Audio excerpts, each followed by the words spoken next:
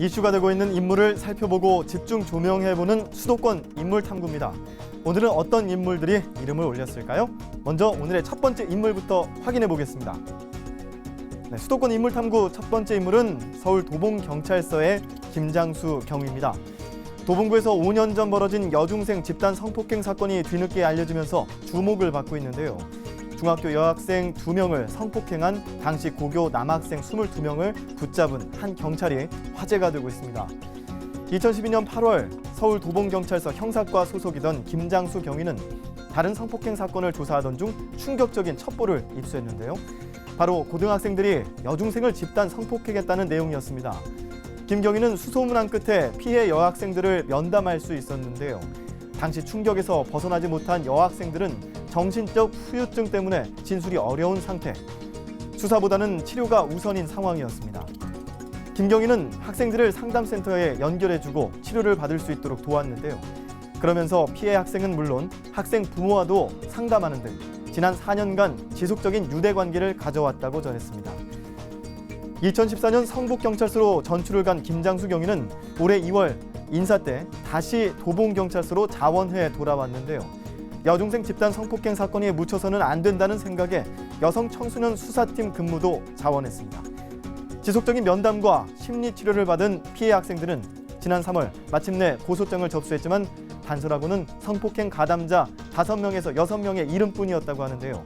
김 경위는 이름을 단서로 피의자들을 하나둘 찾아냈고 22명에 달하는 피의자를 검거한 끝에 사건의 전말을 파헤칠 수 있었다고 합니다. 서울 도봉경찰서는 특수강간 등 혐의로 김 씨 등 4명을 구속하고 특수강간 미수 또는 방조 혐의로 6명을 불구속 입건했는데요. 군 복무 중인 12명은 조사를 마치고 군으로 신병이 인계될 예정입니다. 이상원 서울지방경찰청장은 김장수 경위를 한계급 특진 임용하고 피의자 검거에 기여한 경찰관 2명에게 서울경찰청장 표창을 수여했는데요.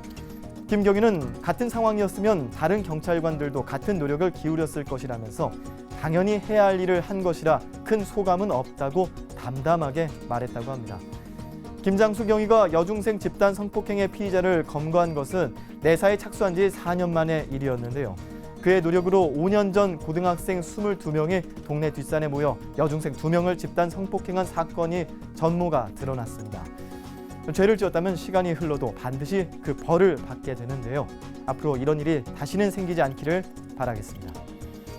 계속해서 다음 인물 살펴보겠습니다. 수도권 인물탐구 두 번째 인물은 서울 북부지방법원 도진기 판사입니다.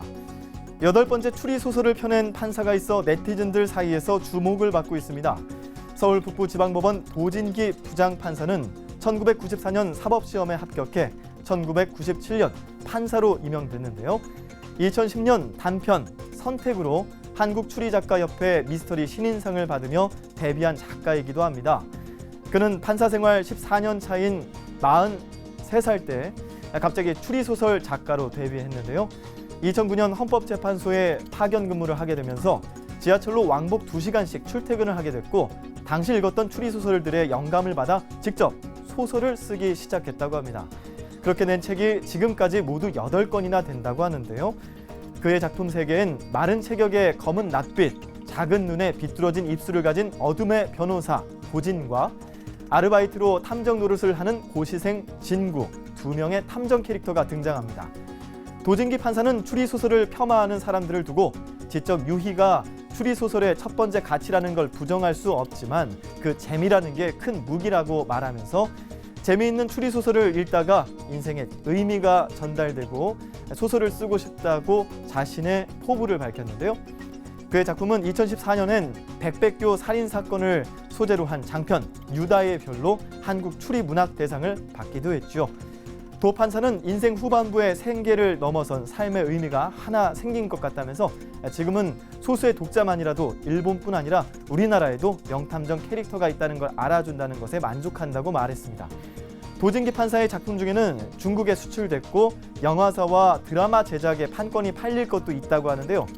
팬들은 그를 한국의 존 그리샴이라고 부른다고 합니다. 판결문과 추리소설 두 종류의 글을 쓰면서 사는 그의 인생이 참 재밌게 느껴지는 대목입니다.